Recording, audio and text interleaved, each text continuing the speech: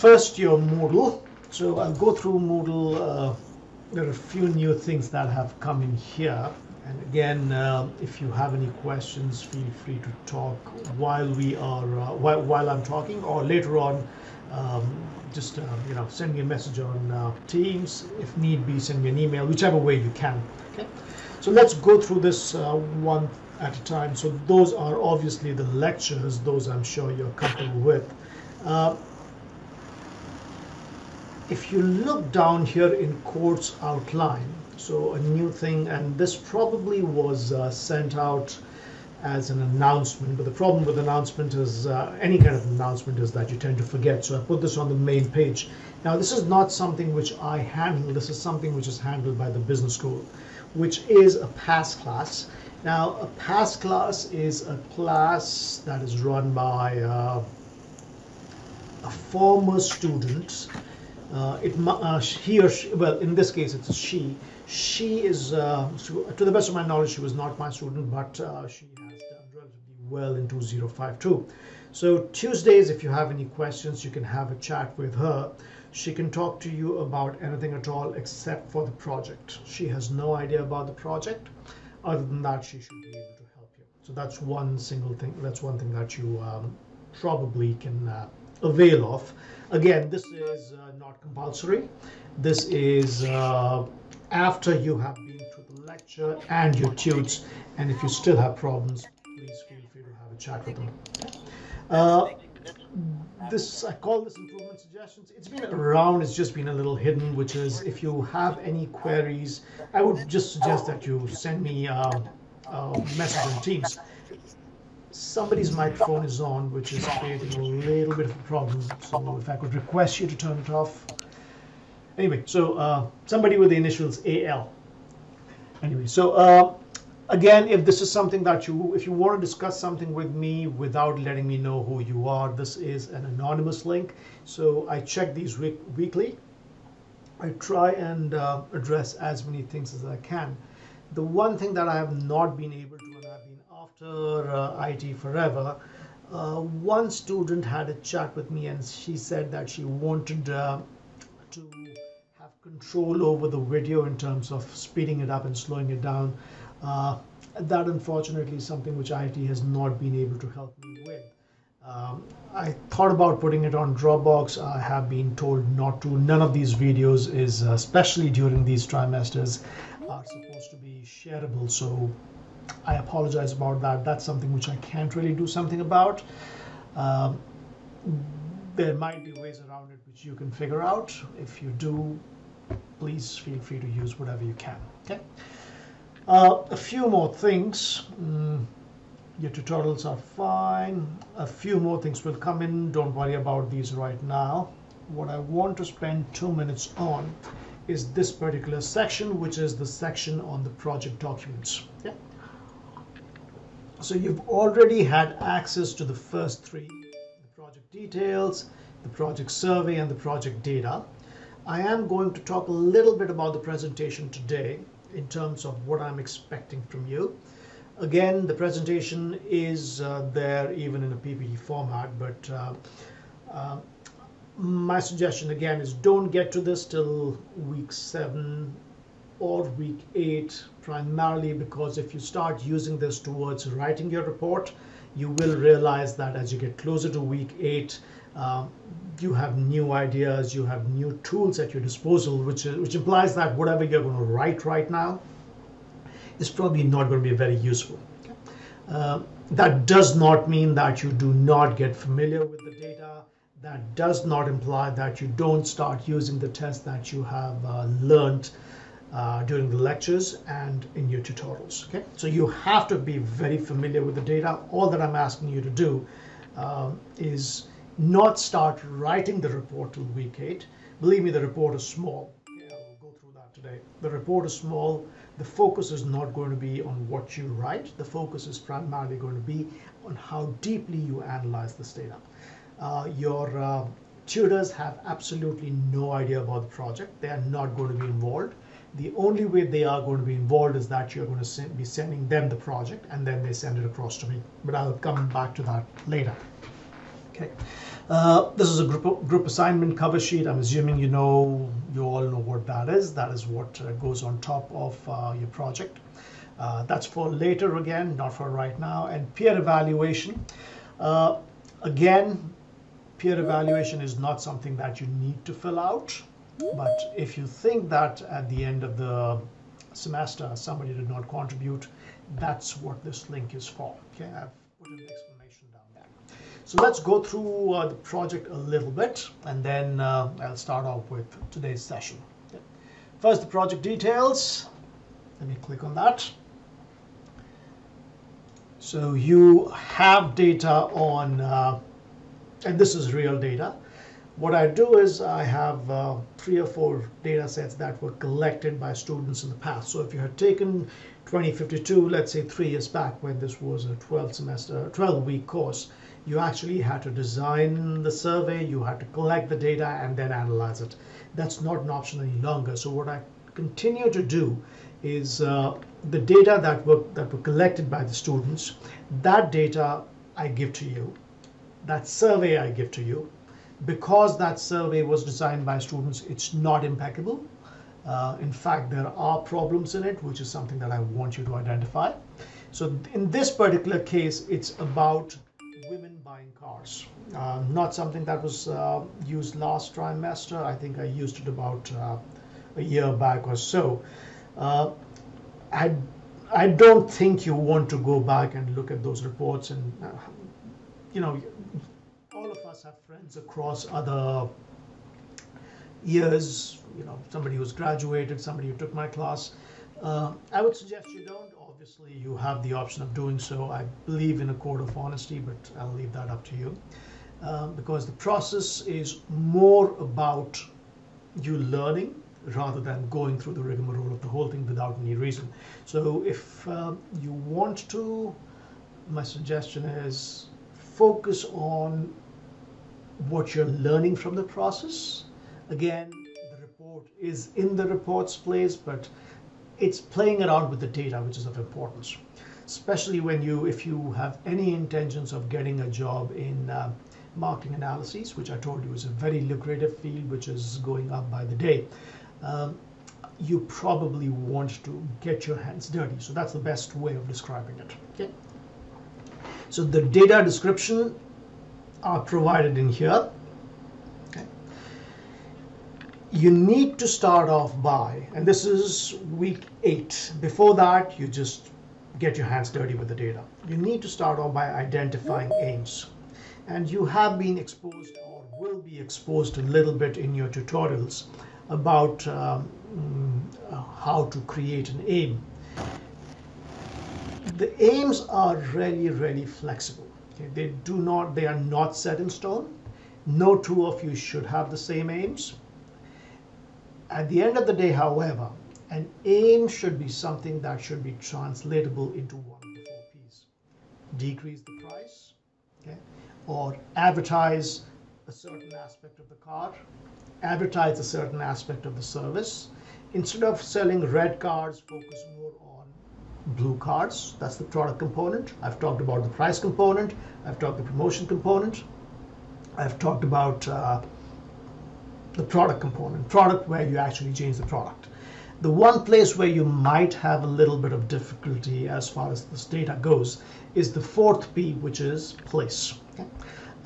That is not to say that you can't have some suggestions for the manager for the 4th P, but that is relatively a little bit of extra work. If you do that, if you think you can give me good suggestions, those are obviously cookie points. Okay? So that's what you're going to be doing. You are going to be looking at that data and coming up with a report. Now let me go through the report in terms of what the format is going to be. I'm going to go through this one more time in a lot more detail, I would say around week 8 or week 9. But right now, just to put your heart at ease, it's not a big report, which is why I'll walk you through it. So let's open this. That's the presentation that is hopefully going to help you in creating your report. So they are due week 10. the Friday of week 10 by midnight, and you will be emailing a copy and the final data set. Why the final data set? Because you might be making changes to the data to your tutor. Okay, you don't email it to me, feel free to CC it to me, but the tutor is going to be making sure that all of you have submitted your reports. Now, I had a discussion with the tutors. I think a few of them are online right now. You are free to make groups across tutorials. Okay? So you don't need to have people in the same tutorial to make groups with. Probably this week, if it hasn't already happened, your tutors will make groups for you, help you in making groups. Whatever it is, just make sure that nobody's left out. Okay? If somebody's left out, your tutor might have to assign that person to a group. Okay? I would suggest groups of 4 or 5, preferably 5, given the amount of analyses that might be involved. Okay? So the report needs to be emailed to the tutors. 8 pages, that's all I'm looking at. Okay, and believe me, you will go over it. Now, 8 is not something which I want you to, adhere to in the spirit of the letter. If you give me 7, that's fine. If you give me 10, probably I'm not going to be too mad. Again, this is a suggestion. Now, most of what you are going to do in 2052 is going to be a suggestion. I am going to give you as much leeway as need be. What's the formatting like? I don't know. I don't care. As long as it's legible, I don't care what the spacing is, what the font is, what the margins are. You all are in pretty much out of college. You are halfway through college, so you can make that decision. Okay. All of these we'll talk about in a lot of detail later on. What you need to think about, there are 2 or 3 things that I will talk about. We talked about bottom line on top when we were looking at the market research 1011 process. This is that. This is an executive summary, which is 1 page maximum. Okay, again, half a page, you're fine. 1.25 pages, you're fine. But it's got to be a summary. Don't give me a 6-page summary. A 6 page is not a summary. So again, whatever I'm giving in here are suggestions. Feel free to adhere to them. Don't go, berserk them. Okay. This is what the manager is going to get. Believe it or not, most of the managers are just going to read this. I always give the example of my work with Hewlett Packard. So when I was with Hewlett Packard, this is about 15 years or so back, we had a product line called the Busy Bee, which was, this is before your time, probably you guys were 4 or 5 years old. There was this chip called the 486, and then we moved to the Pentium, and the Pentium was a game changer, and we brought this out, we advertised it a lot, and at the end of almost 2 months we found out that our sales were around 15% of what we thought they were going to be. So what do? We go to McKinsey. McKinsey comes back in about 2 months, gives us a report, which is about 1,500 pages long. Well, I'm probably exaggerating, close to 1,000 pages long. But 2 pages where all the findings had been, condensed and put in. So that's what you're looking for. That's what the manager reads. I did not have time to read those 1,000 pages. I just looked at those 2 pages. The answer was we were not selling because our price was too high. It cost me $1.5 million to do that. But that unfortunately or fortunately is how it works. So that is what your executive summary is going to be. The gist of your findings and how the manager can change this into one of the 4 Ps. So that's your executive summary, your introduction, etc. We'll talk about this in week 7 or week 8, maybe week 9, we'll see how it goes. The introduction, the report aims, all that you need to do is make sure that an aim addresses or is translatable into a P that you can tell the manager. Again, we look at this in a lot of detail in week 7 or 8 or 9, whenever it comes to. Nothing for you right now on this particular one. leave this one out too. This is the primary reason why I'm showing you this presentation format right now, which is deficiencies. One of the major things that I hope you walk out with when you finish this class is being able to identify how to make your studies better, how to make your market research better. Hence, while you are going through this process from now till week 9, you might think to answer a question about price, or to answer a question about speed, or to answer a question about gender, I need to ask my consumers, my respondents, this one question. Unfortunately, that question is not a part of your current survey. Jot that down. Jot that point down right now because it's fresh in your head. Put that in. There's a reason why I want that question. What is the reason? What is the P that it's going to address? If I put that question in, my survey would be better. It's deficient right now. I just need to make it better.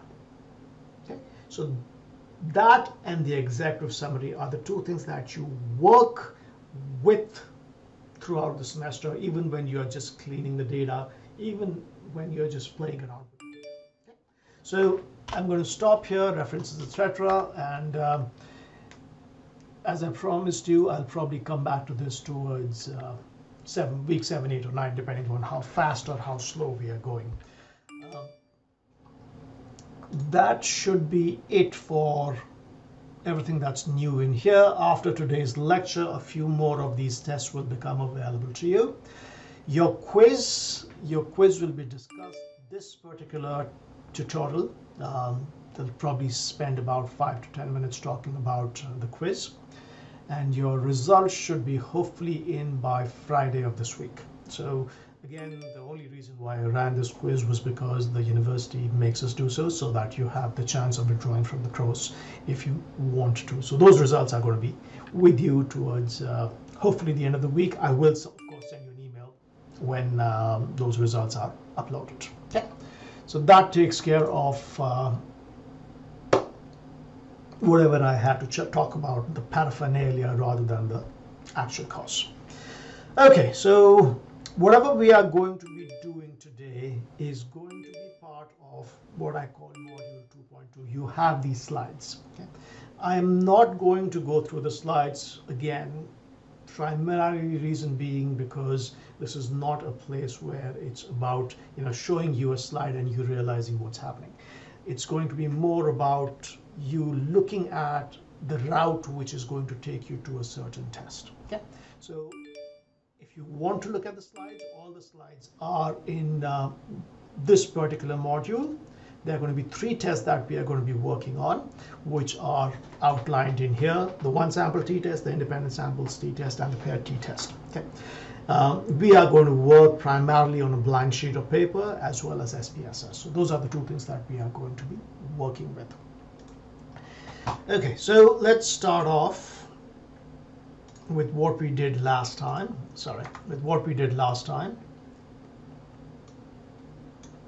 And then take it from there as we go ahead. So the last time when we started, what we had done was we had looked at the chi-square test. Okay, I'll try and rotate between typing it out as well as writing on this using a pen. Unfortunately, a pen doesn't work too well, so a little bit of typing might come in useful. So a chi-square test, and a chi-square test was used. Again, a chi-square test can be used with any kind of variable. Okay. End of the semester, I'll introduce you to something which is known as a binary variable, if time permit. Even then, you can use a chi-square test. It's a very flexible test, but it's a relatively useless test. Why is it useless? Because it tells you that a relationship exists. It doesn't tell you what that relationship is. So a manager is told men and women buy differently. Yeah, but how differently? What differently? That is something which a chi-square cannot tell you. So the only time when we want to use a chi-square is when we have 2 categorical variables. Okay. So that's the only time when we use a chi-square test. Today we are going to take the first step and move on to, instead of two categorical variables, we move on to something which is slightly better, slightly better in terms of being able to tell us not just the presence of a relationship, but what is the relationship. We'll go with the easiest scenario first, and then we will slowly make it a little more complicated. So the scenario that we are going to work with today is we are going to work with one categorical variable and one continuous variable. So there are two variables, still two variables just like there were last time, but this time we have one categorical variable and one continuous variable. What kind of categorical variable? It doesn't make a difference. Whether we have an ordinal variable or a nominal variable, either of those works for right now. Later on, as we make our table a little bit more complicated, this is going to change. But right now, we're just working with a very simplistic scenario, which is one categorical and one continuous variable. Okay. So now we have to go back to a little bit of drawing. There's no other way of going about working on this. When we have one categorical and one continuous variable, okay, what are we going to do? We are going to start off, and again, I will give you a very clean version of this once we are done with this particular box. We are going to start off by making just a simple box where we have the categorical variable on either the columns or the rows. It doesn't make a difference which goes where. It's just the substance in there which makes a difference. We are going to start off with a categorical variable and a continuous variable. And to make things simple, this is a very simplified version, but this is the best route to start. This is the way you slowly build upon and work through all the tests that are at your disposal. 2052, then 3054, then 3090. All assumptions, all types of variables we are going to play around with. We are going to relax assumptions and come up with new variables. So first of all, I am going to take this variable.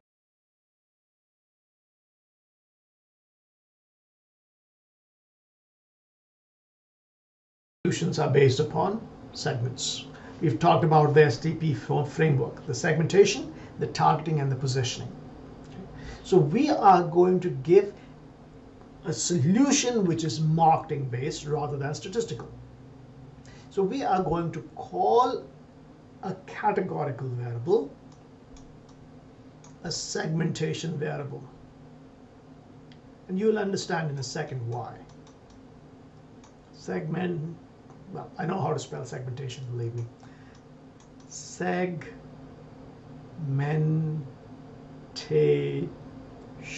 Right? Segmentation variable. Okay. Why am I calling it a segmentation variable? Okay.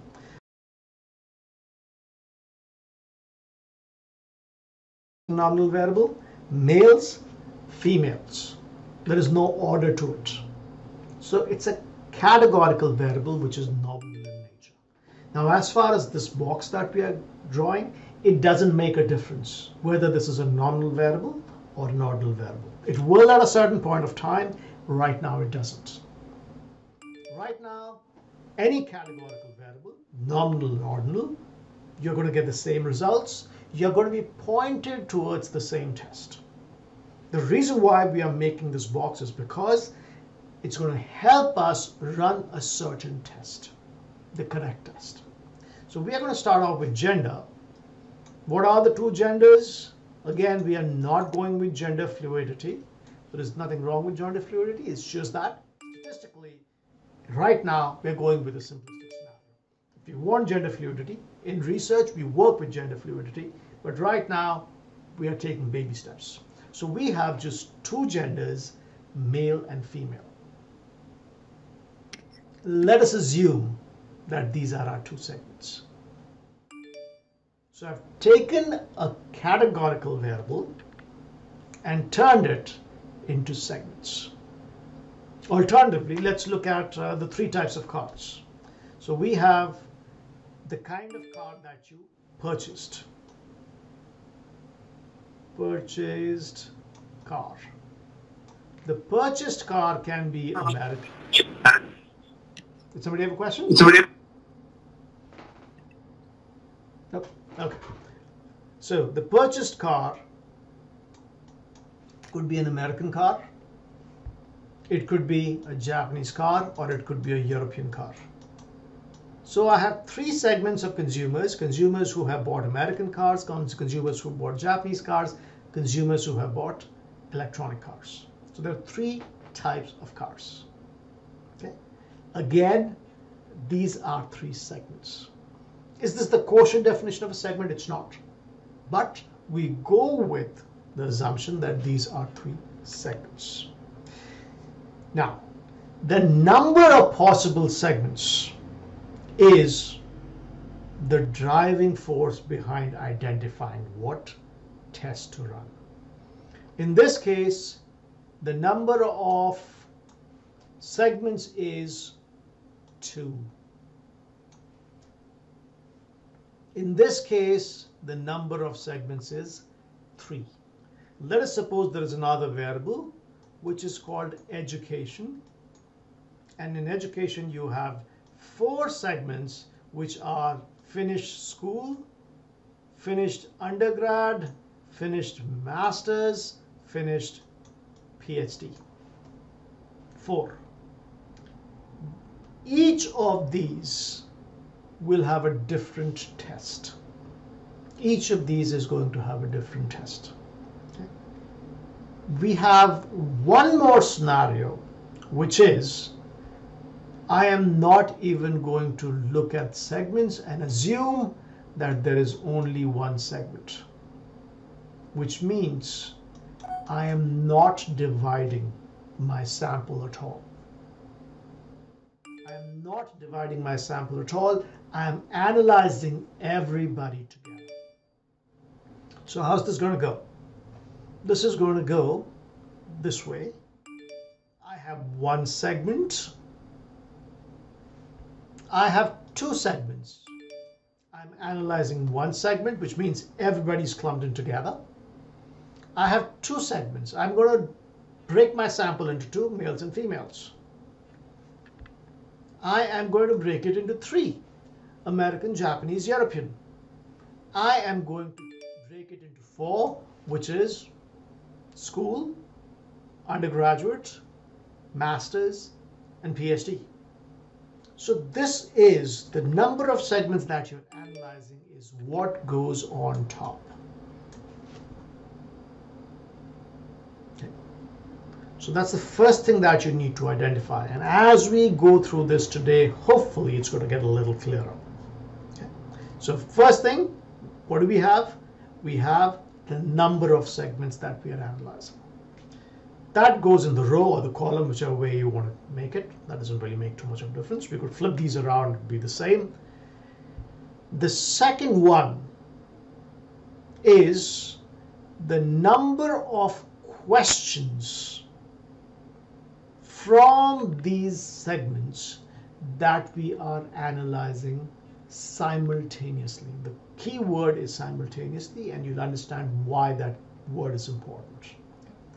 So I am analyzing one question. I am analyzing 2 questions. I am analyzing 3 questions, 4 questions, and so on. This looks like a big table, right? But it's going to be a lot simpler than what you see, because I am going to take these end areas and crush them together, but that happens later. Okay. what we are going to focus upon this lecture and the one next week are going to be box number 1. We'll give these names in a second. Box number 2 and box number 3. So these 3 are the second level of tests. The first level was chi-square. It runs a test for you. It's just that the test is not very useful. The second level, the tests are slightly better. Not too much, but they're slightly better.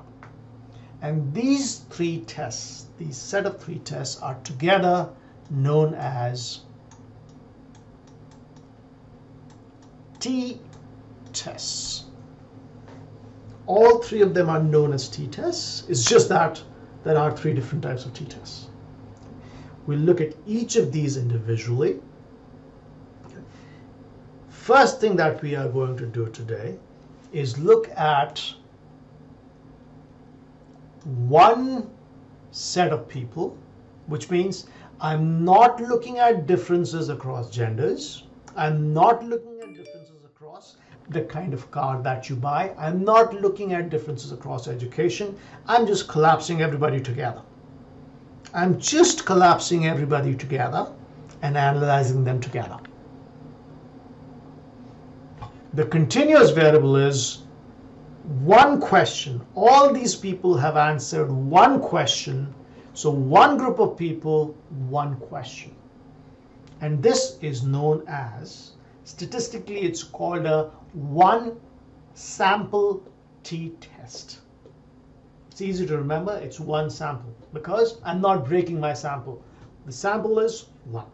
One sample t-test, one question. Okay.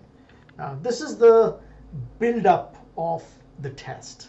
What is important in here is to understand exactly what's happening. Okay. So let's go through and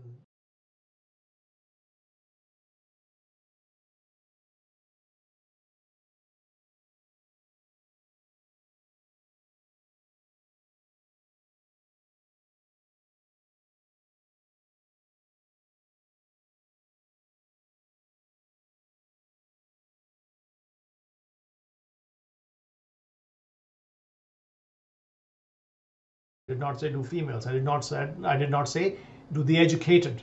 Do people care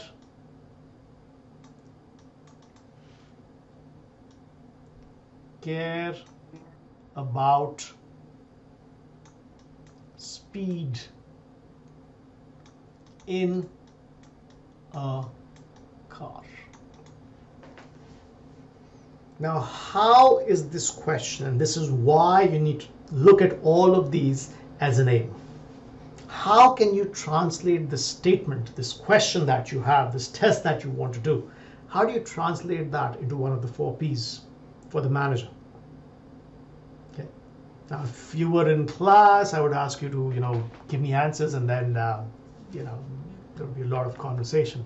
Unfortunately, that can't happen right now. So let's think about this. It's speed. I ask people whether they care about speed. If they don't care about speed, let's look at this through all the 4 Ps. The product. Can I change the product? If they say they don't care about speed, I can probably make my car have less speed, less horsepower. What happens in that case? If I decrease the horsepower, my cost of production goes down. Right? If my cost of production goes down, what happens? My profits go up. So I can change the product itself. Price. Product, price. Can I translate this into price? Absolutely. Why is it that people are willing to pay an extra amount of money for, let's say, a car which has a high acceleration like the Mustang? The reason why you pay more money is because people, a certain set right now, a certain set cares about speed. So I can charge more money What does charging more money translate to? Profits. Place, probably difficult. Promotion.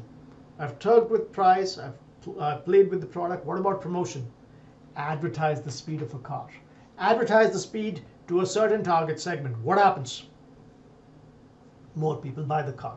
More people buy the car, more profits. Notice that all the 4 Ps should translate into profits. If they don't translate into profits, it does not imply anything about the 4 Ps. Short-term profits, I get money right now.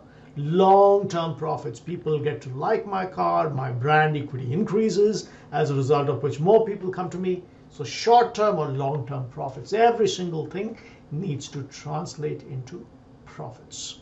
So a statement like the one that I have written in here, do people care about speed in a car? It's an aim which is going to probably address, out of the 4 Ps, 3 of them. Place being a little difficult. Again, not impossible, but place probably being a little difficult. So this is something that I want to check. I want to check if people care about speed. So the first thing that I need to do, going back to what we did last week, is write down the alternate. I need to always write down the alternate. What is the alternate? Okay. I want to prove that people care about speed. So I'm going to write people care about speed. Okay. This is a little vague. It's fine if you know the data. It's fine if you know your analyses, but if you don't, it's a little vague. So let me look at the data set. Sorry, I have so many windows open, but everything is getting recorded, so unfortunately, we'll have to live with that. Okay, so there we go. Speed. Okay, well, let me see if I can make this a little bigger.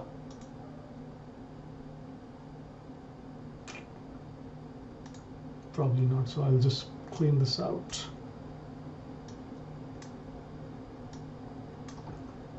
So, car attribute speed. Is it important to you? Again, I'm hoping you guys have some experience with the data. You've opened it by now, have some familiarity with it.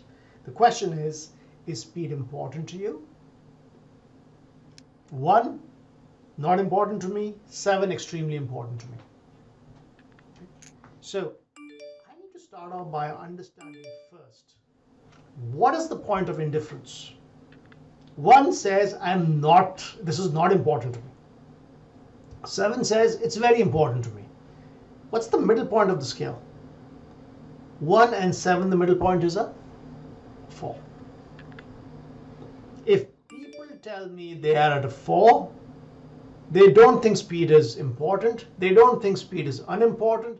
They're right at the middle, right at the cusp. Anything above 4 implies that speed is important. 4 is neutral. Anything above 4, speed is important. Anything less than 4, speed is not important. This is the most important part of this. We're going to look at a few things which will hopefully clarify it. Okay. So what does the scale look like? I have asked people on a scale of 1 through 7, 2, 3, 4, 5, 6, 7. Do you care about speed? Is speed important to you? Neutral, it's neither important nor unimportant to me. It's unimportant to me, it's important to me. So I decide neutral is the way I want to go. Now, if I write down this, and again, we'll take 2 minutes, we'll try and understand what's going on, and please stop me if this is not clear. For the sample What is the mean? Do we know what the mean is for the sample? Yes, we do. Right? I know all the values for all the 150 or so people. Right? We already know. Let's go back and check. What do I need to do? Analyze, descriptive statistics, descriptives. What is the variable that I'm considering? Speed. What do I want? Just the mean. Nothing else is fine. What's the mean? 5.22.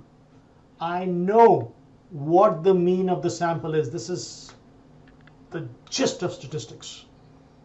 I know that the mean for the sample is 5.22.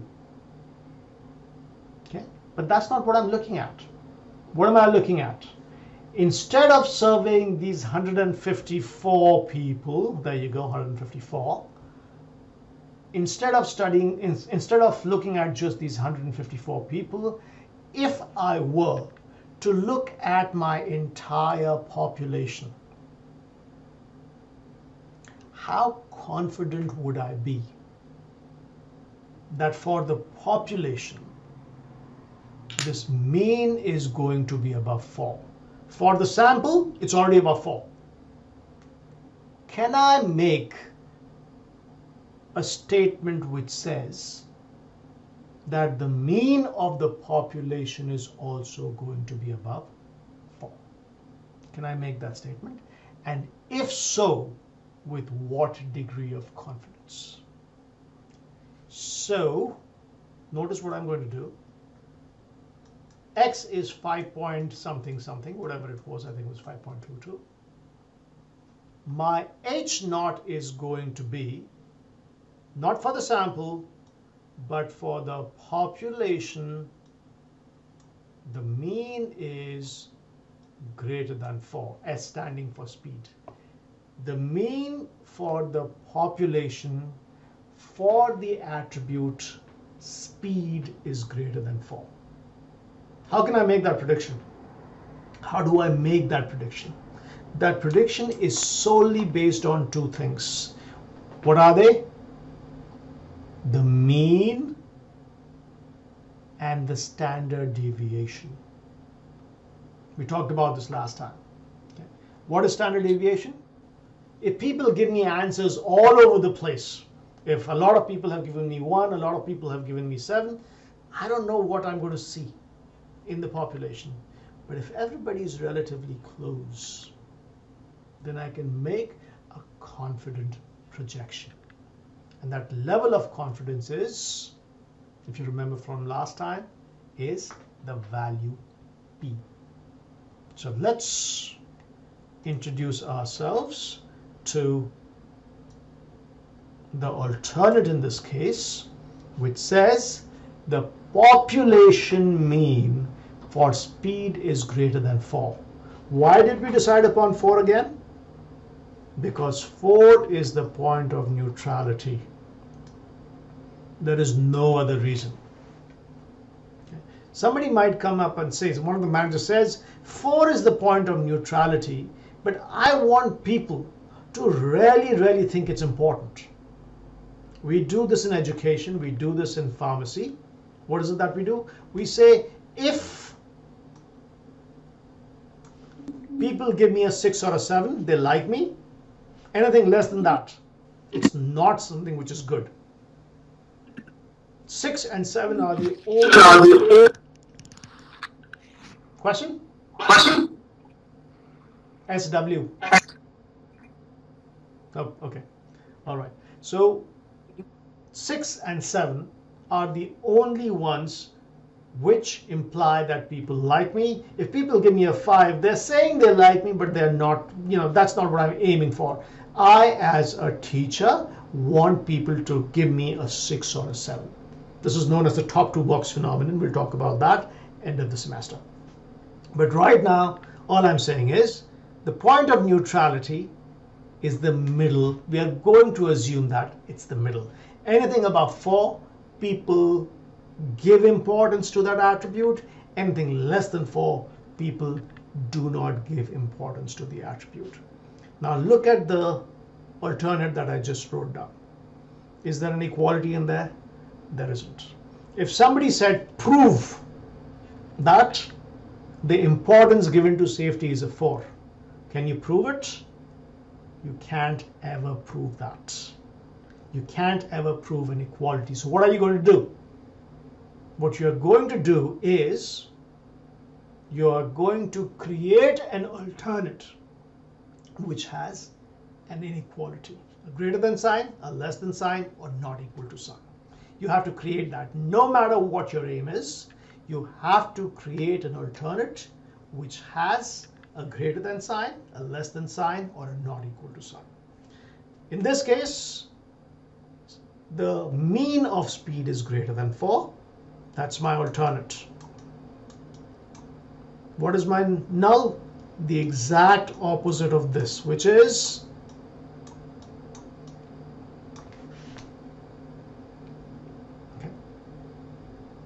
if I wanted, I could also have said HA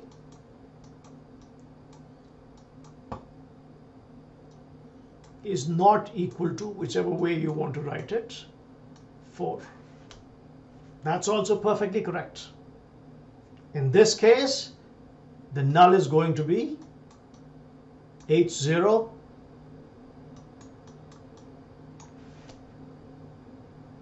Somebody might say, and again, this is why these tests are great.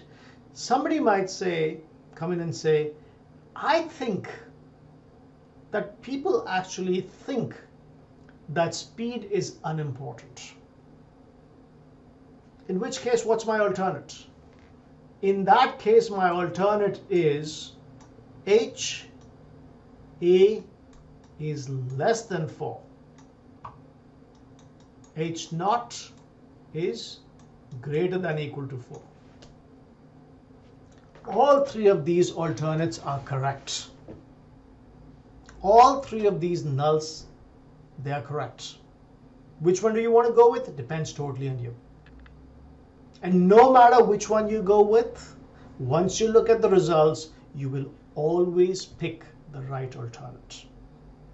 Okay? You will always pick the right alternate. You might have to change your alternate, but we'll look at that as we go along. That's known as a post facto hypothesis, which is a no-no in statistics, which is a no-no in psychology, but in business, our intention is not to, invent science. Our intention is to give the manager something that he or she can work with. So what are we going to be doing?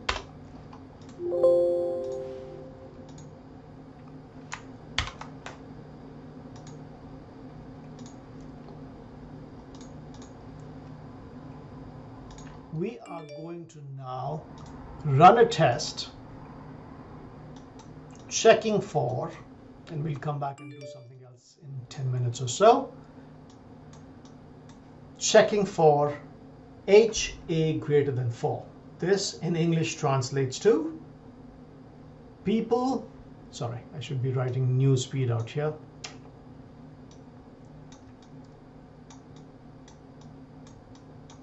Let's erase this. There you go. Mu S is greater than 4. People care about speed in the population. Based on our sample, that is what I want to prove. So that's step 1 for each and every test that you run. Okay.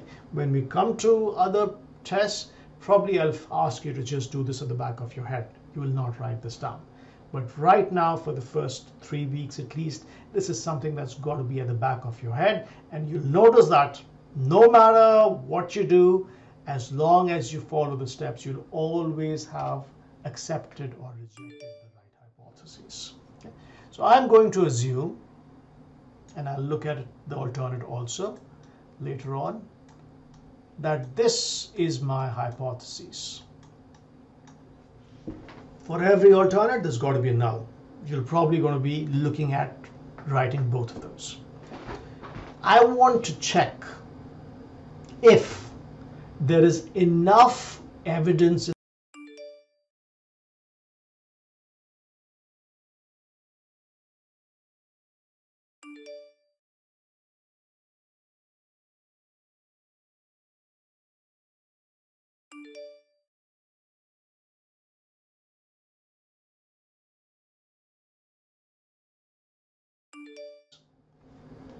And the first one that we are going to be working with today is the one sample t-test, the OSTT one sample t-test. What is a one sample t-test? Just one sample. I'm not grouping it into multiple samples. Okay? And I'm working with just one question. Just one question, just one continuous variable at a time. I'll explain what that one at a time means, because that is going to throw you off for some time. But don't worry about it. One sample t-test. Two windows, the variable window on your left, the analysis window on your right. What is the variable that I want to analyze? The variable that I want to analyze is speed, the importance of speed. Okay. That's the first thing that you do, is get the variable on the analysis window. Now, this is the second part. I need to tell SPSS, and SPSS, like I told you, like a statistical language, it's stupid. It doesn't know what to do. You have to tell it what to do. If I press OK now, it'll run a test. What is it running? God knows. You need to tell it what to run. I want to check in the sample, the importance was 5.22, which is certainly greater than 4.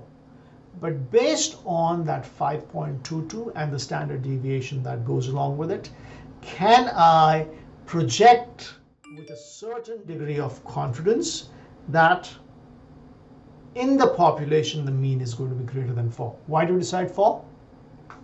Because that's the midpoint. See this box down here. Test value. What does test value do? Test value is the value that you are testing against. I am checking this against 4. So I am going to write 4 in here. This is something that you will understand in a second. This is something that you will be able to run 2 seconds down the line. This is easy. The fact that you have to run a t-test and the fact that 4 goes in there is probably the more difficult part of it. 2 weeks down the line, you are going to know this through and through. Right now, first test, it's a little difficult to understand why you are doing this. Okay? We'll do a few more, which will explain why we are doing a one sample t-test and what that implies. That's it. The test is done. All you need to do is press OK, and there you go. We don't care about any of the statistics. Again, that's not the intention of this course. What are we interested in? What can we tell the manager? And every single time you are going to be relegated to looking at significance. See this? That's your p-value. Significance is all that we are going to be looking at every single test. 0.000. What does significance mean? What does p mean? It implies the chances that you are going to make an error if you accept the alternate. The chances that you are going to make an error if you accept the alternate. 0.000. What are the chances that you are going to make an error if you accept the alternate? 0. There is no chance. Given the sample mean, which was 5.22, and given the standard deviation, whatever it was, I can say with 100% confidence. 100% confidence. 100% confidence. Okay, I can say with 100%. Okay, I can hear myself. LM. Somebody with the initials LM. Okay, so I can say with 100% confidence, what can I say? That in the population, which is if I survey my 5 million people who are my entire target market, they will care about speed. For them, the mean value is going to be greater than 4. So that's what statistics has done. It's given you 100% confidence. Sampling just 150 people, 100% confidence for 5 million people. What? That they care about speed. Somebody might come back and say, I am 100% confident that they care about speed. But you decided to go with 4 being, the point of neutrality. I want it to be 5. If they say that they care about speed, 5, 6, or 7, then I can spend resources on speed, on advertising speed, on making speed better, asking for a premium for speed. 4 seems to be too non-committal. Okay, let's make them a little bit more committed. Do I see that commitment in the population? In the sample, do I? Yes, I do. It's greater than 5. But can I make this projection for the population and say, I'm going to write down a new alternate? Self-informed at a time where anything can happen. News alerts when you read the most with 9 News app. Okay, this is bound to happen. This is less embarrassing than some of the stories that I've heard. Okay, so there we go. HA mu S, importance of speed in the population is greater than 5. Importance of speed in the population is greater than 5. What is my null now? I need to write both of these down. H naught mu is less than or equal to 5. In the sample, it's 5.22. But can I make that projection for the population? That's my basic question. Let's check. Analyze. Compare means. One sample t-test. Instead of 4, my test value is 5. That's how simple it is. That's it. Now, press OK. Let's look at the significance. 0.037. I can say with 100% confidence, as I saw in here, that based on what I see in the sample in the population, the mean is going to be above 4. But I can say with only 3.7, 0.037 is, move the decimal 2 places to the right, with 3.7% confidence that the alternate, there's a 3.7% chance that my alternate is incorrect. What does the significance tell you? What does P tell you? The chance that your alternate is incorrect. So there's a 3.7% chance that your alternate is incorrect, which means if I were to survey the entire population, there's a 3.7% chance that the mean of that is going to end up being less than 5. There's a 3.7% chance. Okay? So that is how you run a simple one sample t-test. Now, I had told you, and this is probably something really important, I had told you that instead of looking at mu greater than 4, your alternate could have been HA mu less than 4. If I had this alternate, I would have run the exact same test. I would have got the exact same result. Okay?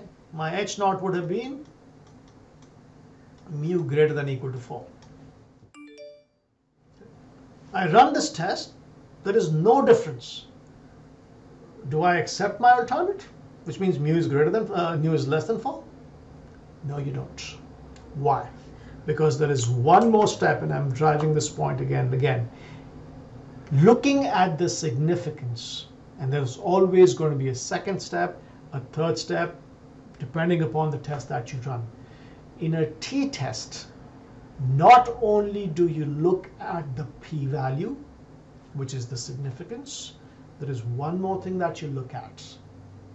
which is the mean. And that's why a t-test provides you the mean. What is the mean? 5.22. Step 1 told me that my hypothesis was correct. My alternate was correct. Step 2, my mean is 5.22, which is greater than 4. So what I do is known as a post facto, after the fact correction, also known as a post facto hypothesis. Okay. If you go to a statistics class and talk about this, they're going to kick you out. You go to a psychology class and you talk about this, they're going to kick you out. You go to a research class, any kind of research, they're going to kick you out. Market research, we don't care about being kosher. We want to focus upon something that is going to help the manager. So we can go back and do it. It's accepted in the industry. It's not accepted in academia, it's accepted in the industry. You go back and change the direction. Change the direction of the hypotheses. Why? Because the mean told you that what you hypothesized was wrong. Your test was correct. There's nothing wrong with the test. Your alternate was correct to start off with. Nothing wrong with it. But when you ran the test, you found that your p-value was less than 0.05, but your mean was in the opposite direction. You had prophesized, you had hypothesized that it would be less than 4, but it was greater than 4. So you go back, cross off your alternate, cross off your null after you run the test, and fix it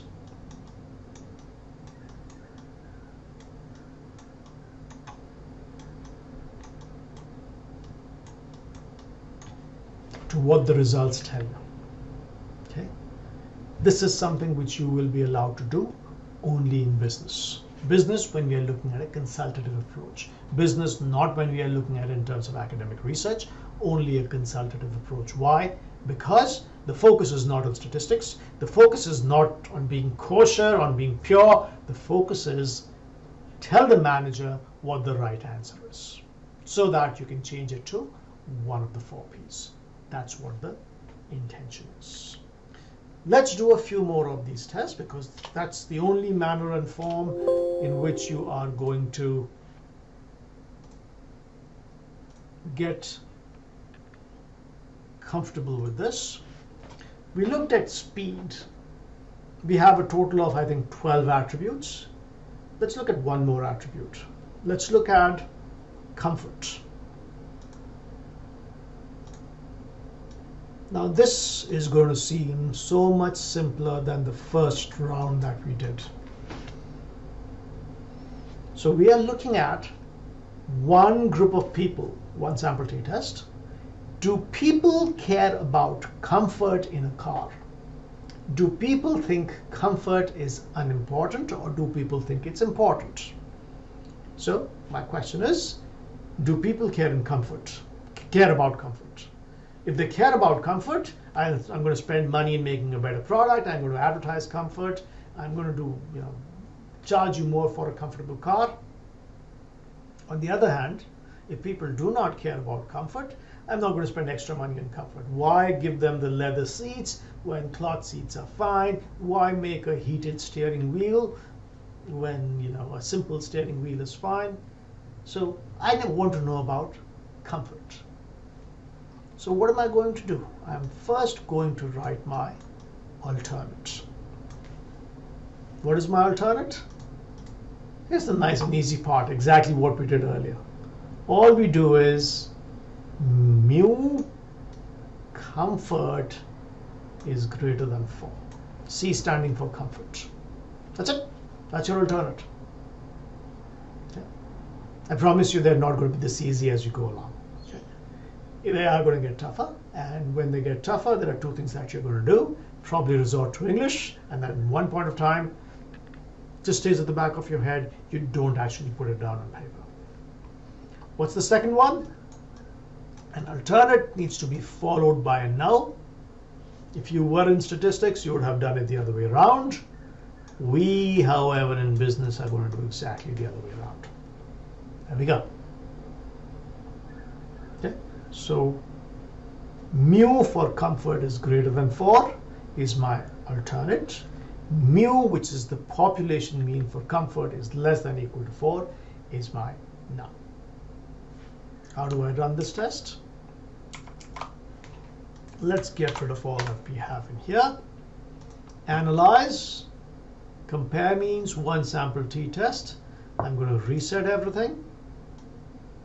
I am now looking at comfort.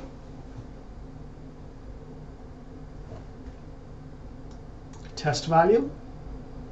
We decided we want to go with 4. Do you want to play around with 5? Sure, go ahead and do that. Do you want to play around with 3? That's fine. Whatever you want. This is something that you decide. Point of neutrality, which means people neither care about it or do not care about it, whichever way. So that point of neutrality is 4, which is why I put 4 in here. As long as you can explain why you put that number in there, that's fine. If I were actually doing this research for a market research company, the number that I would put down there would actually be 5. Okay? But again, that's specific to that situation. As far as our data goes, 4 seems to be the midpoint. We'll go with that. Press OK. Done. Significance 0.000, which means if I accept the alternate, what are the chances that I'm going to make an error? 0. There is no chance of making an error. People care about comfort. People care about comfort. So let's go back and put a check next to it. Did I forget something? Yes, I did, which is step 2. Please look at the mean just to confirm.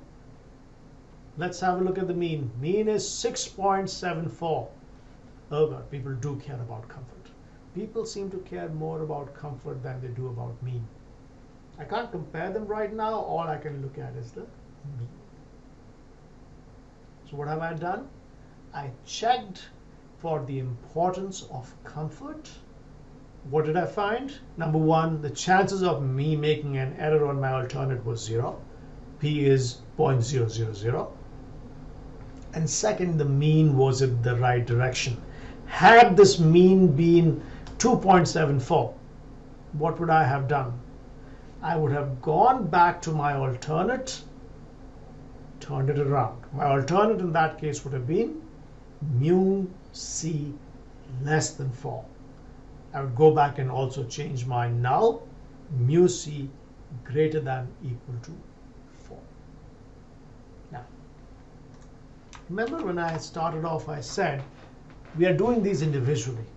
One continuous variable and one categorical variable. Now, the key term, this is the most important term, and this is something which a lot of people make mistakes with. When I move out of this box, which is one category and one question, I will start making comparisons. I'm going to compare males with females. Question 1 and question 2, which one is more important? Okay. That's what I'm going to be doing. Okay. A comparison between 2 categories or a comparison between 2 questions. However, in SPSS, I'm still in that box. Remember, I'm still in that box. I can run multiple one sample t-tests together. Multiple one sample t-tests, which means I'm looking at attribute 1 independently, then attribute 2, then attribute 3, and then attribute 12, all the way down to all 12. What does that thing do? If I run 12 separate one sample t-tests, what do I find out? Is attribute number 1 greater than 4, attribute number 2 greater than 4, attribute number 3 greater than 4, and so on. It is not, is attribute 1 more important than attribute 2?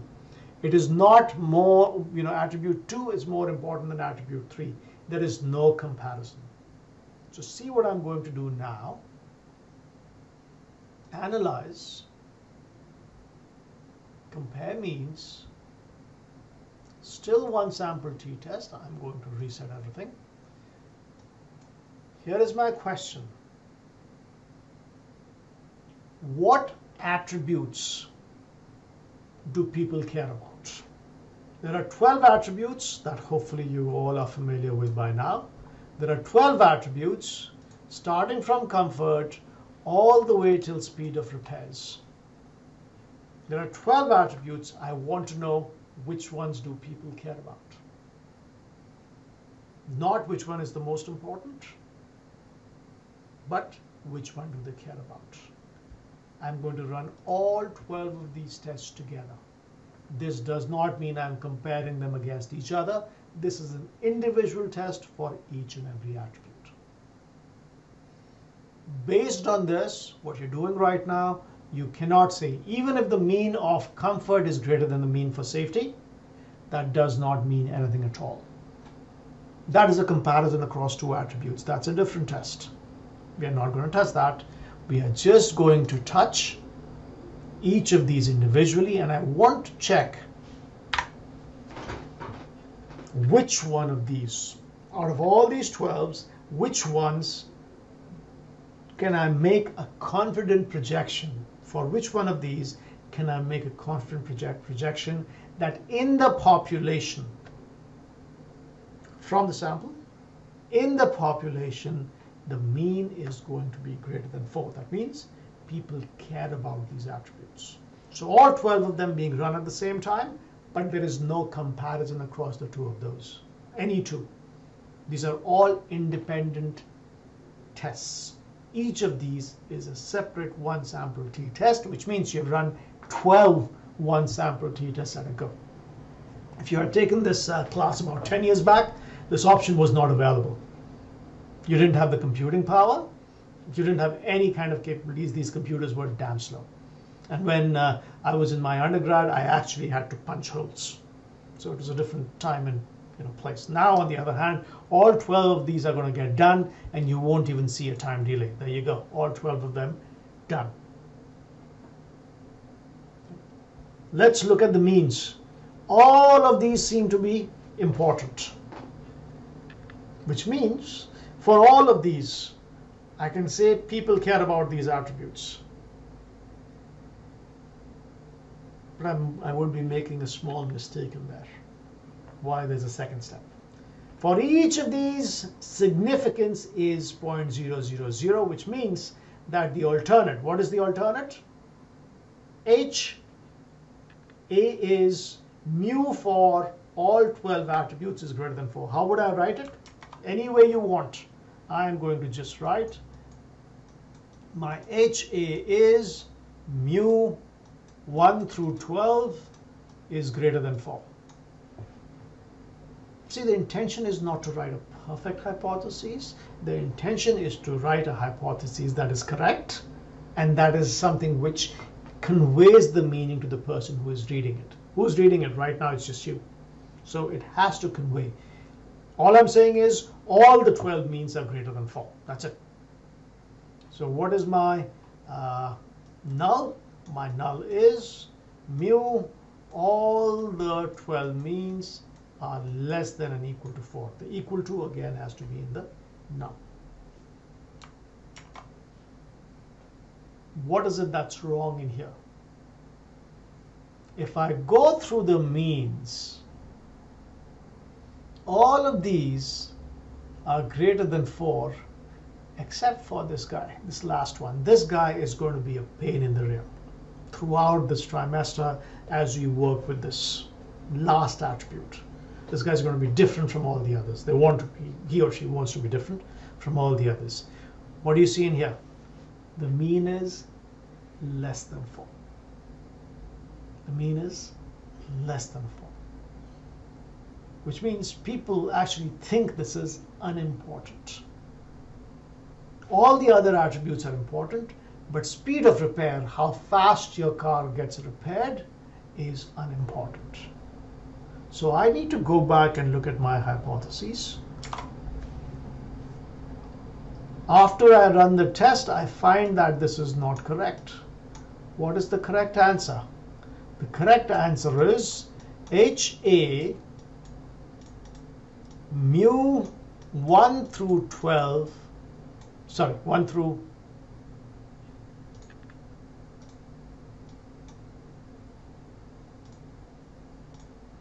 11 is greater than 4.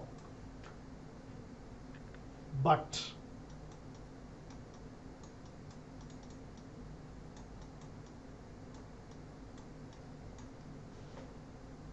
so retrospectively, post facto, I have gone and changed the hypotheses for just one attribute. Just one. Okay.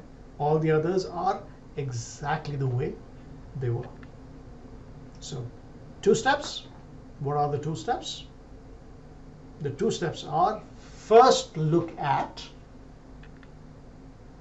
the p-values, and after that make sure that you look at the means and confirm that the direction is consistent with your hypotheses. The second part is something that you guys might forget. Please make sure that you don't. There are always going to be 2 steps in a t-test, all kinds of t-tests. Now, I'm going to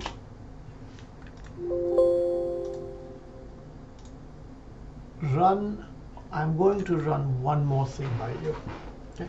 After that, we'll move on to our second set of tests.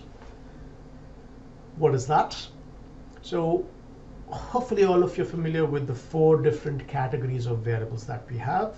So we have importance of attributes, that's number 1. Then we have issues, second set of variables. Third, values, third set of variables. And fourth is current car satisfaction with the attributes of a car. If you don't remember this, let me just show you the data. There you go. So the issues are the first set of data. You're going to be getting homework and you make your own questions on this data. This is something that I'm going to be working with a lot, which is how important do you think an attribute is? How important do you think comfort is? How important do you think safety is? Then you have your values, which are completely psychographics. And then you have 12 attributes which ask you, what do they ask you?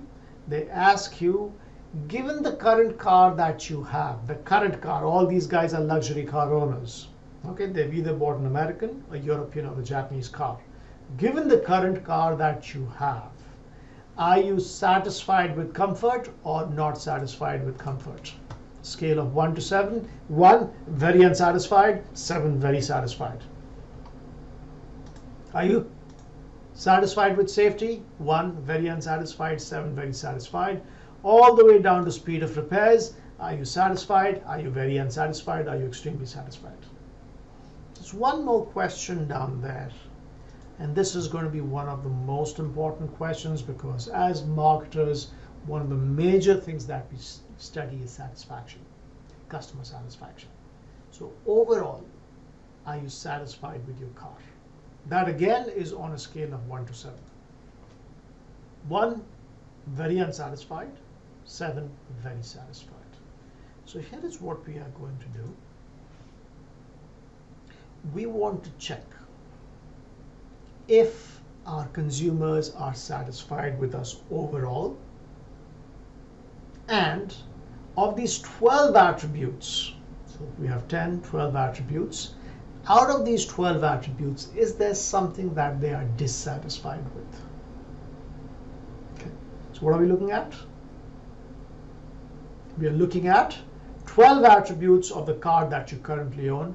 Are you satisfied with them? And 13, The overall satisfaction with your car, the overall car, are you satisfied with that? So what is my alternate? What is my null? Hopefully you are at a place where this seems something that you can do. If not, please have a chat with me whenever you get the chance. Mu, we are looking at satisfaction of attributes 1 through 12 plus overall satisfaction. Write this whichever way you want as long as it makes sense. Okay? You want to write this in English? Excellent. You want to write it like this? That's fine. As long as it conveys some of the meaning. Is greater than 4. So I'm a very happy marketing manager. I believe that the best is going to happen, and my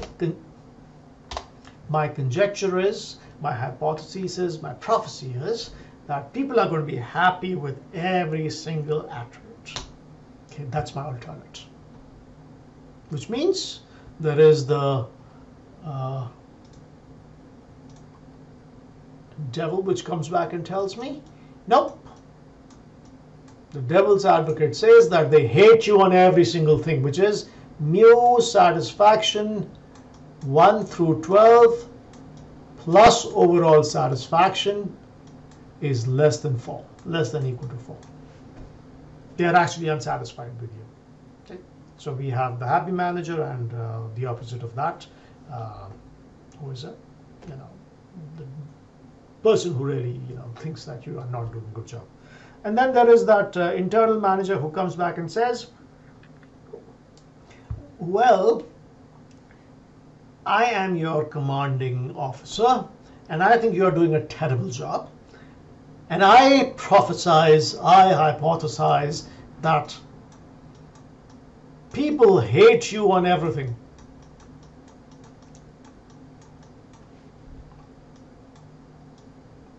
Sorry, that's a 4. So everything is fine, everything is horrible. Okay. Which one of these is correct? It doesn't make a difference. Both of these are correct. Both of these are correct. And once I run the test, one of these is going to be the correct alternate. One of these is going to be flipped. Or maybe some components will be flipped. They might be happy with safety, but they might hate speed. So something in here might change. What you're starting off with does not make a difference.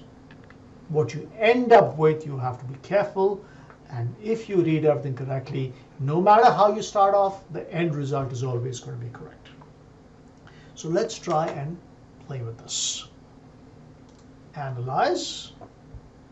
Compare means one sample t-test. I'm no longer looking at car attributes. I'm looking at satisfaction with the 12 car attributes.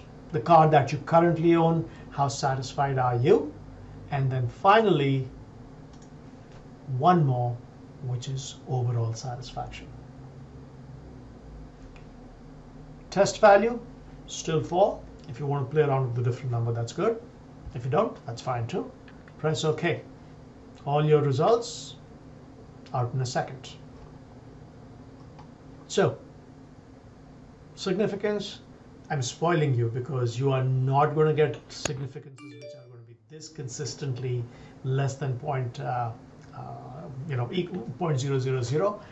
When you work with your data, you will see these are easy tests and these are very predictable. But you'll see that this is not always the case. In this case, however, everything is significant, which means people think that they're satisfied with every single thing, which means my alternate is correct. All my alternates are correct. The chances of me making errors on my alternate are 0.000. Step 2 needs to be looked at, however, which is the means. Let's have a look at the means. Comfort, extremely satisfied. Safety, extremely satisfied. Everything they seem to be extremely satisfied with, except for, remember that variable? Remember that attribute? Speed of repairs. They told me in my previous test, and this is where you identify problem areas. My respondents told me previously, what did they tell me? They told me it doesn't make a difference. Speed of repairs doesn't make a difference. They told me they don't care about it, but they seem to be unhappy with it. They're not satisfied with speed of repairs. They told me they don't care about it, but they're unhappy about it. What do I do? Put the two of these together, and you need to come up with a solution for a manager. If they don't care about it, do I really care if they're not satisfied about it? I don't know. You will need to learn more tests to figure out maybe they are saying that they don't care about it, but the low satisfaction with speed of repairs is lowering my current satisfaction with the car. So although they say they don't care about it, I still have to give it to them. That's a test that we're going to come to later. Right now, what do I find? I find that they seem to be satisfied with everything, with the sole exception of speed of repairs. So what am I going to do with my null and my alternate? That's not it. Where did it go? Okay, I have no idea where I lost it. Too many things in here, so let's just write this down.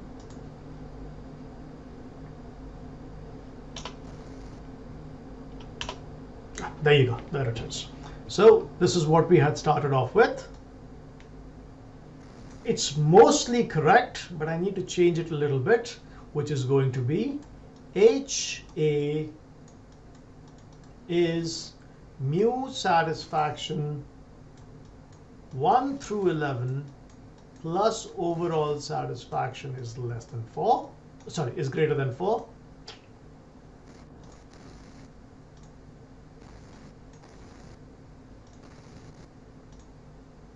Is greater than 4.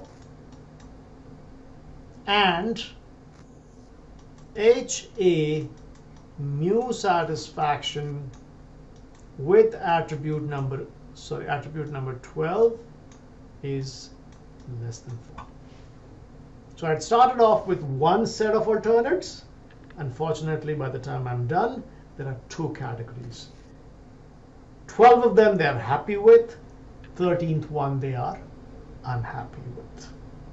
So I need to figure out what I want to do with the 13th one, which is speed of repairs. So that's how you identify problem areas in your product. First type of test, which was a one sample t-test, also known as a simple t-test. I group my entire sample together and analyze only one question at a time. Now SPSS, you have done 11 at the same time, no comparison. That's the focal point. There is no comparison. If there's a comparison, then you have to run a different test. So let's go back to our boxes. What were our boxes? I'm going to give you a simplified form now, which is categorical variable. We have one group, one question. What was the test that we ran? It's called a one sample t test. I'm going to introduce and probably spend 10 minutes on creating the hypotheses for the next set of tests that we are going to be dealing with, which is when the categorical variable has 2 groups or 2 segments. Males, females, educated, uneducated, high income, low income, people who commute to work, people who work from home. 2 groups of people. Notice that a few of these were ordinal variables and a few of them were nominal variables. Gender is a nominal variable. Working from home is a nominal variable. Okay. Education is an ordinal variable.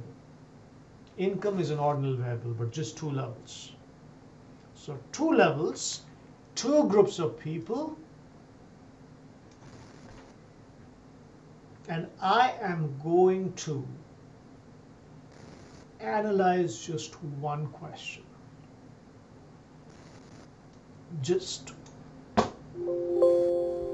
Sorry about that. And I am going to analyze just one question. 2 groups of people, 1 question, 2 groups that are independent of each other. There is no overlap. Males and females, there is no overlap. They are independent of each other, completely independent. Low education, high education, there is no overlap. People who work from home, people who travel to work, there is no overlap. High income, low income, there is no overlap. These samples are independent. I'm going to take my sample and break it into 2. Just 2 right now. Later on, we'll break it into multiple pieces. But right now, I just break them into 2. 2 groups of people and 1 question. So what is this question going to be like? This question is going to be, males and females, who cares more about speed? Males and females, who cares more about comfort? Males and females, who cares about, let's say, price? So I'm breaking my sample. Notice that it's the sample that I can break. I can't break the population. I'm going to break my sample into 2 groups. Look at the importance that the first one gives to a certain attribute, to a certain question. Look at the importance that the second one gives to the question, and check whether one gives more importance than the other. To start off with, you will again need to write an alternate. You will need to write a null. Okay? So let's go ahead and create a few questions and write the alternates and the nulls.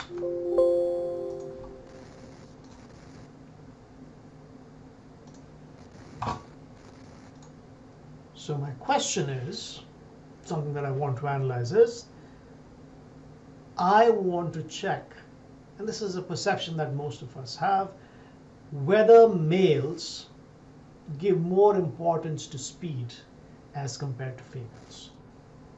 If I were to ask you, your intuition would say, yeah, that's probably true. Women would care more about safety, let's say, and men would care more about speed. So let's look at these one at a time. Let's look at the first one.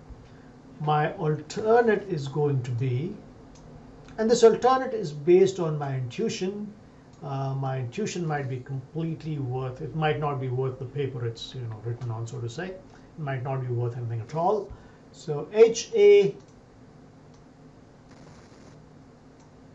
males, the importance of speed.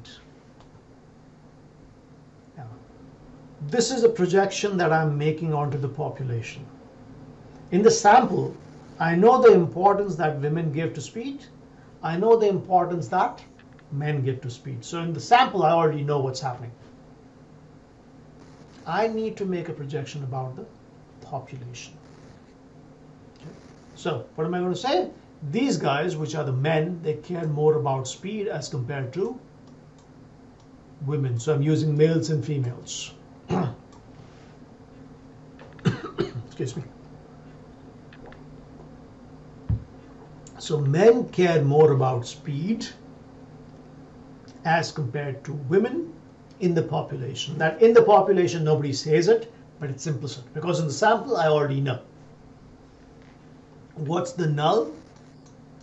The exact opposite of this, which is mu males speed is less than mu female speed. And we also need to add the neutral case, which is that they're equal. Again, we can't prove ever. Probably I don't need to say this. I've said this many times, and hopefully you are happy with, unhappy because of the amount of times I'm telling you. You can't ever test for equality. You can't ever test if males and females are the same in the population. Okay? There's no way of doing it. There are some advanced simulation-based techniques, but we are not going to look at those. Okay? So these are my null and my alternate. Okay? Now, let's look at how you run this test.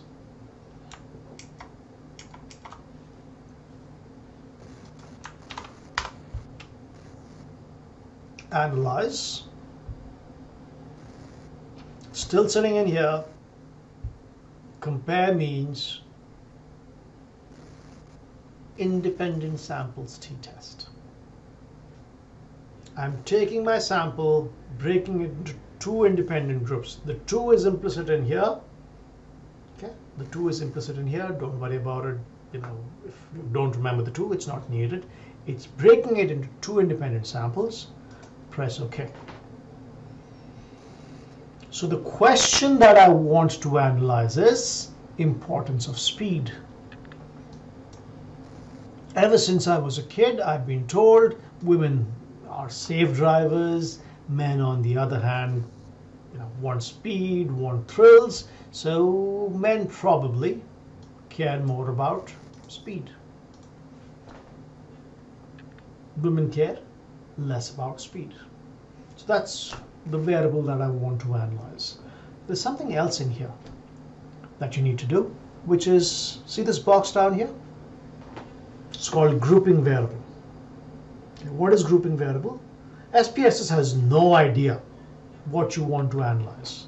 So you need to tell SPSS the groups that you want to analyze. Let me show you how that is done. The group that we want to analyze, the groups that we want to analyze lies in the variable sex. And the variable values are 0 standing for females, 1 standing for males. Let's confirm that's correct.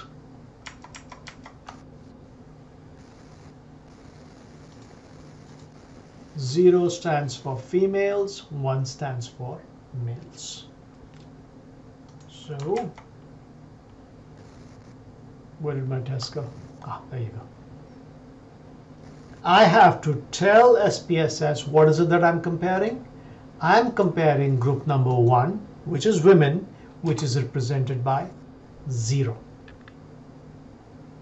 I am going to compare that with group 2, which is males, which is men, represented by 1. I'm telling you what the 2 groups are. I'm telling SPSS what the 2 groups are. And do they differ on this question that you see above, which is speed? So 2 things. First, the attribute that you're analyzing. That's number 1. And second is the group. You have to specify what groups you're analyzing. I won't do this today, but what I'm going to do next week is show you how you can use, you know, instead of 2 groups, 3 groups. But we'll look at that later on. Press OK. Done. What are we interested in? Significance. What is the significance? 1.000. What does that imply? If I were to accept my alternate, I would be 100% wrong. I would be 100% wrong if I were to accept my alternate. So what should I accept? My null. My null has to be accepted. Okay? My null has to be accepted. Why does my null have to be accepted? Because there's a 100% chance that the alternate is incorrect. So I am going to go back and say this is correct, this is wrong. So the perception that we've had since we were kids, which is that men care more about speed as compared to women, that is not true. And this is not something that you find in just this data set. I've worked with so many car companies, so many data sets. There is pretty much no difference. There's sometimes you see a difference at 15%, but that's p equal to 0.15. But usually there is no difference in terms of importance given to speed. Both males and females say, and that's a very tricky word, they say that they care equally about speed. Does that make a difference to their purchase decision, to their overall satisfaction? We'll see about that later. But as far as them saying that they care about speed, men and women care equally about speed. Okay? It's always the same. Okay, so this is just the introduction to independent samples t-tests. I will stop here because we are close to, yeah, and anyway, there's a huge problem that we have in terms of Moodle, which is that you cannot upload a video which is more than 200 MBs. And if you go over 1 hour 45 minutes, the recorded video goes above 200 MBs, and it's pretty much impossible to upload that. Okay, so I'll stop recording this at least.